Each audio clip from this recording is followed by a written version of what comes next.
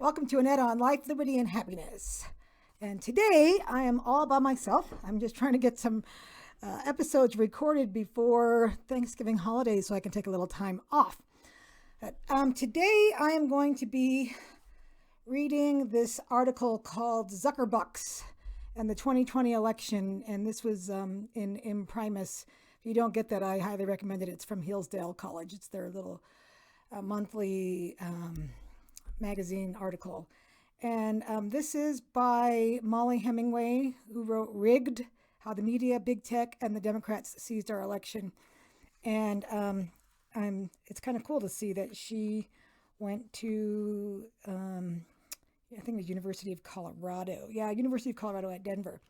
So she's a local gal, or at least was. Anyway, so this article is from chapter 7 of her book, Rigged. And I really like this because we don't have proof that votes were changed electronically or stolen that way, but we do have proof of Zuck interfering to the tune of $400 million. So I'm going to read this article and make some comments throughout. Here we go. In the 2020 presidential election, for the first time ever, partisan groups were allowed on a widespread basis to cross the bright red line separating government officials who administer elections from political operatives who work to win them.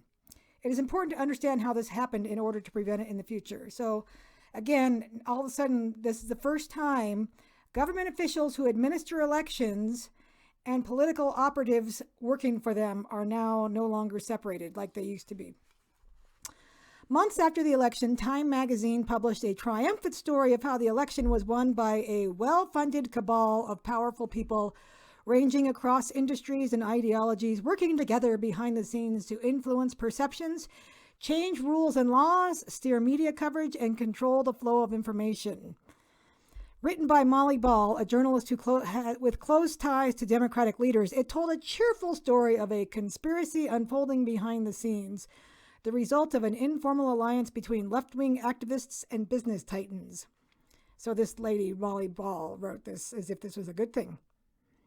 Anyway, a major part of this conspiracy to save the 2020 election was to use COVID as a pretext to maximize absentee and early voting.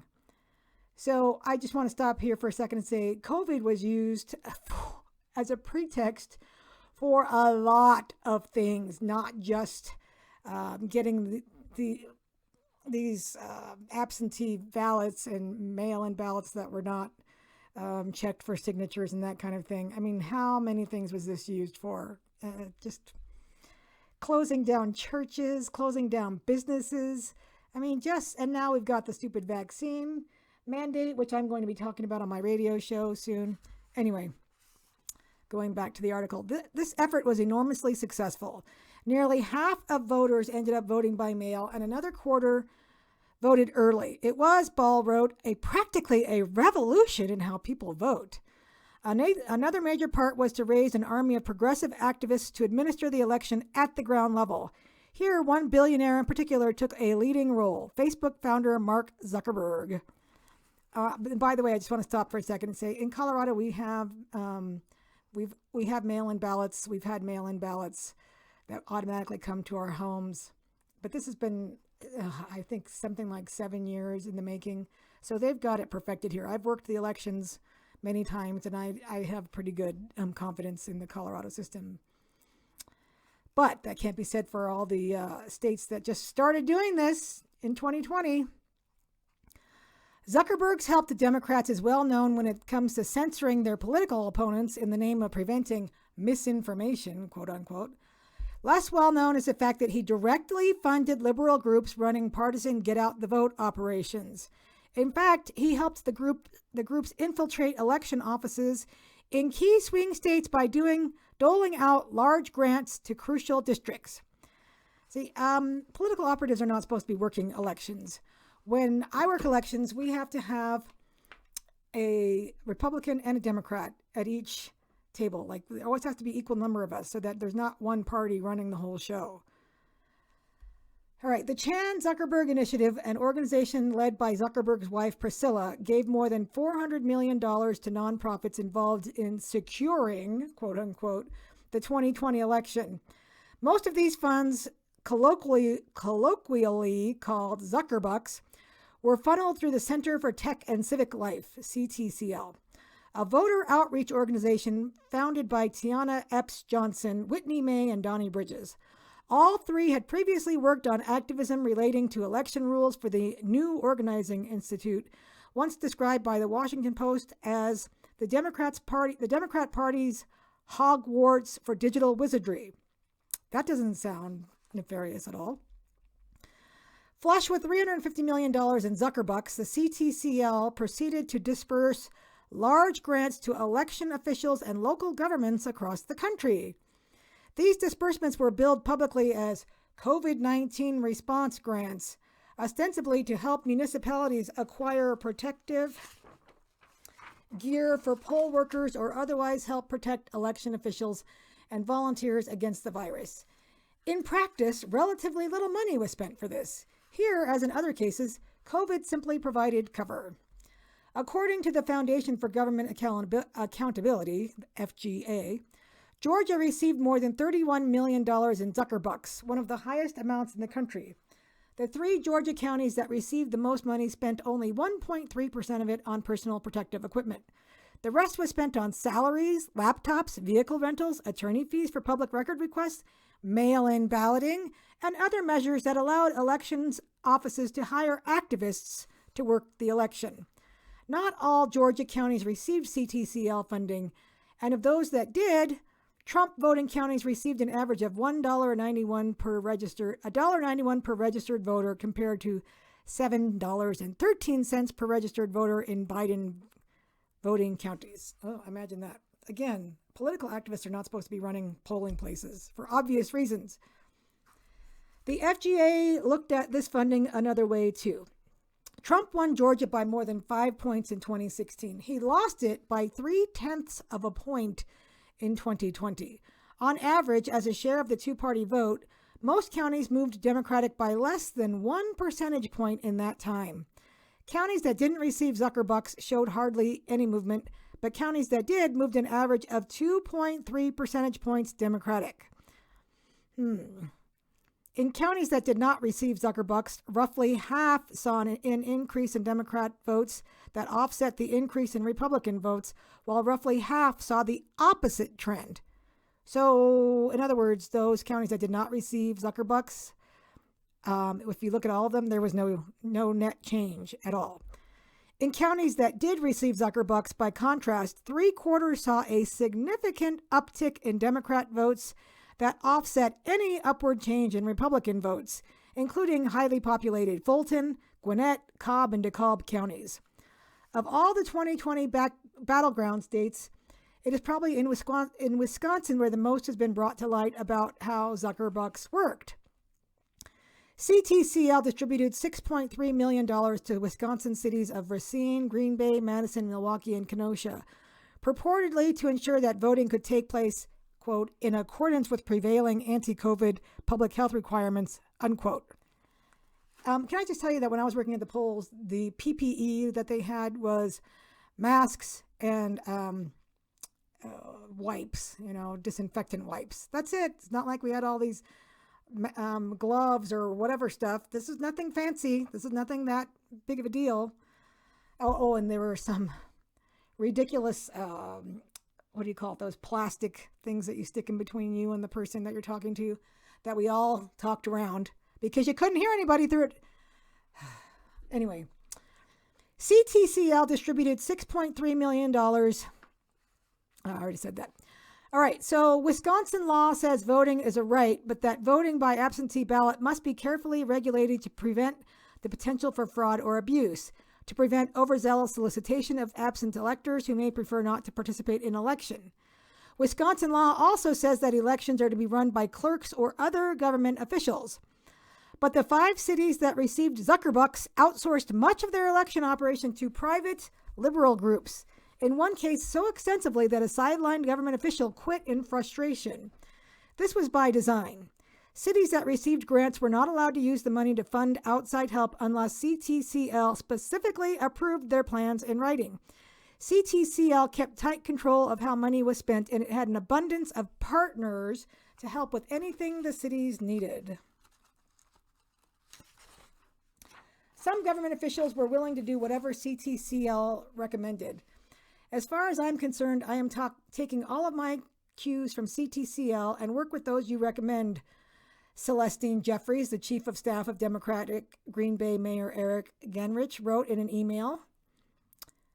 CTCL not only had plenty of recommendations, but made available a network of current and former election administrators and election experts to scale up your vote by mail processes and ensure forms, envelopes, and other materials are understood and completed correctly by voters. Power the Polls, a liberal group recruiting poll workers, promised to help with ballot curing. That doesn't sound like a problem at all. The liberal Mikva Challenge worked to recruit high school age poll workers, and the left-wing Brennan Center offered help with election integrity, including post-election audits and cybersecurity. Oh, none of that sounds nefarious. Yeah, there's no problem with giving a group with a partisan bent to it control over election integrity and post-election audits and cybersecurity. Give me a break. The Center for Civic Design, an election administration policy organization that frequently partners with groups such as liberal billionaire Pierre Omidyar's Democracy Fund, designed absentee ballots and voting instructions, often working directly with an election commission to design envelopes and create advertising and targeting campaigns. The elections group, also linked to the Democracy Fund, provided technical assistance in handling drop boxes and conducted voter outreach. The communications director for the Center for Secure and Modern Elections, an organization that advocates sweeping changes to the elections process, ran a conference call to help Green Bay develop Spanish-language radio ads and geo-fencing to target voters in predefined area. Digital Response, a nonprofit launched in 2020, offered to bring voters an updated elections website, run a website health check, set up communications channels, bring poll worker application and management online, track and respond to polling location wait times, set up voter support and email response tools, bring vote by mail applications online, process incoming vote by mail applications, and help with ballot curing process tooling and voter notification. Notice these are all things that allow these partisan groups to get their hands on votes, ballots, and incoming vote by mail applications. Yeah, how easy would it have been to just lose a bunch of applications or lose a bunch of ballots? The National Vote at Home Institute was presented as a technical assistance partner that could support outreach around absentee voting, provide and oversee voting machines, consult on methods to cure absentee ballots, and even assume the duty of curing ballots. A few weeks after the 5 Wisconsin cities received their grants, CTCL emailed Claire Woodall-Vaugh, the executive director of the Milwaukee Election Commission, to offer an experienced election staffer that could potentially embed with your staff in Milwaukee in a matter of days. The staffer leading Wisconsin's portion of the National Vote at Home Institute was an out-of-state Democrat activist named Michael Spitzer Rubenstein. As soon as he met with Woodall-Vaugh, I don't like these hyphenated names. Anyway, as soon as he met with Woodall-Vaugh, he asked for contacts in other cities and at the Wisconsin Elections Commission. Spitzer Rubenstein would eventually take over much of Green Bay's election planning from the official charged with running the election, Green Bay clerk Chris Teske. This made Teske so unhappy that she took family and medical leave prior to the election and quit shortly thereafter. Emails from Spitzer Rubenstein show the extent to which he was managing the election process. To one government official, he wrote, "By Monday, I'll have our edits on the absentee voting instructions. We're pushing QuickBase to get their system up and running, and I'll keep you updated. I'll revise the planning tool to accurately reflect the process. I'll create a flowchart for the vote by mail processing that we will be able to share with both inspectors and also observers." Once early voting started, Woodall-Vaugh would provide Spitzer-Rubenstein with daily updates on the number of absentee ballots returned and still outstanding in each ward, prized information for a political operative. Amazingly, Spitzer-Rubenstein even asked for direct access to the Milwaukee Election Commission's voter database. Would you or someone else on your team be able to do a screen share so we can see the process for an export, he wrote? Do you know if WizVote has an application programming interface or anything similar so that it can connect with other software apps? That would be the holy grail. Even for Woodall-Vaugh, that was too much. While I completely understand and appreciate the assistance that is trying to be provided, she replied, I am definitely not comfortable having a non-staff member involved in the function of our voter database, much less recording it. Well, I guess she had some sense anyway. When these emails were released in 2021, they stunned Wisconsin observers. What exactly was the National Vote at Home Institute doing with its daily reports? Was it making sure that people were actually voting from home by going door to door to collect ballots from voters who had not yet turned theirs in? Was this data sharing a condition of the CTCL grant? And who was really running Milwaukee's election? Asked Dan O'Donnell, whose election analysis appeared at Wisconsin's conservative MacIver Institute. Chris Teske, the sidelined Green Bay city clerk, in whose office Wisconsin law actually places the responsibility to conduct elections, had of course seen what was happening early on. I just don't know where the clerk's office fits in anymore, she wrote in early July. By August, she was worried about legal exposure. I don't understand how people who don't have the knowledge of the process can tell us how to manage the election, she wrote on August 28th.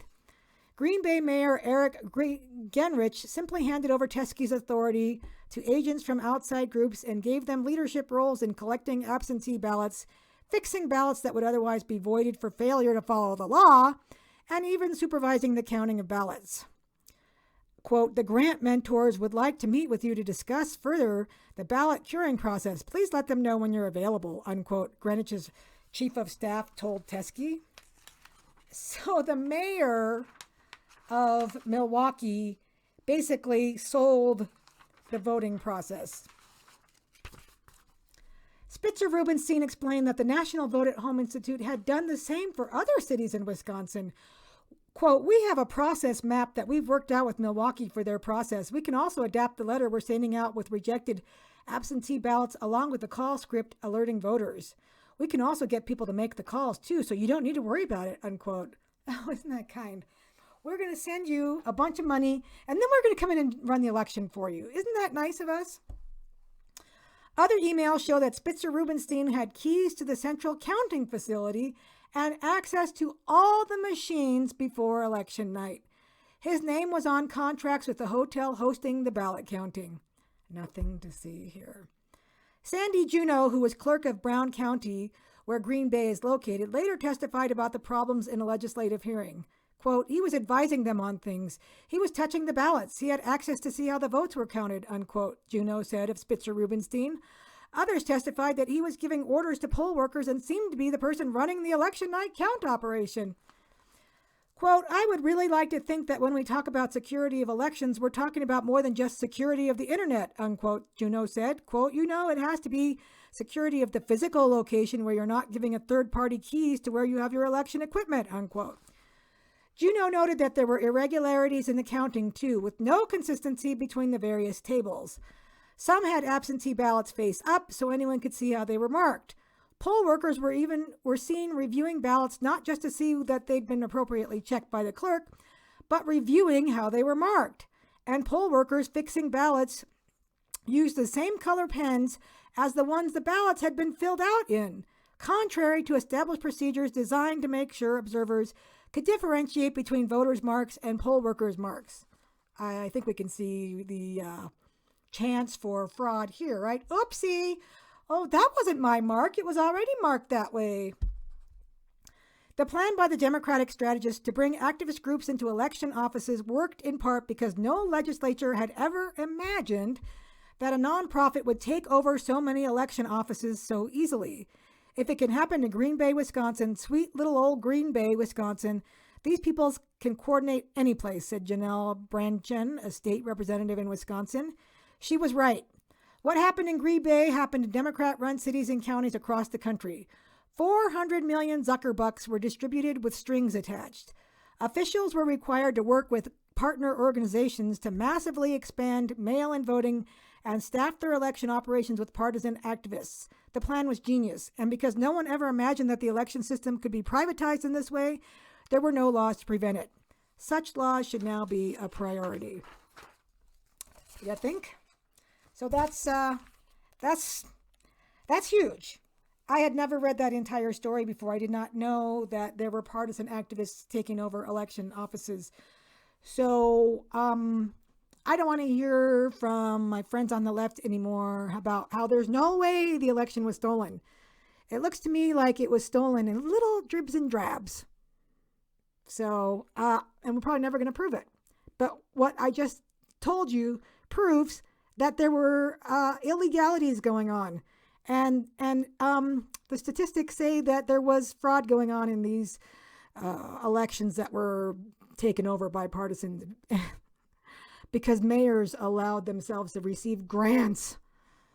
We had something similar to that with the Douglas County School Board, and I know I hammer this a lot on my radio show, but it looked to me like the former school board, which is now out, at least 4 of them anyway, were taking federal ESSER funds to make a COVID compliant school district.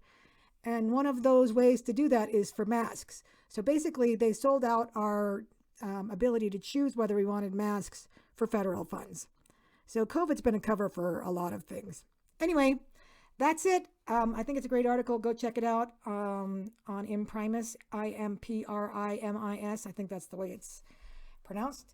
And the article, Zuckerbucks and the 2020 election. Thank you for listening to Annette on Life, Liberty, and Happiness, where freedom lovers gather.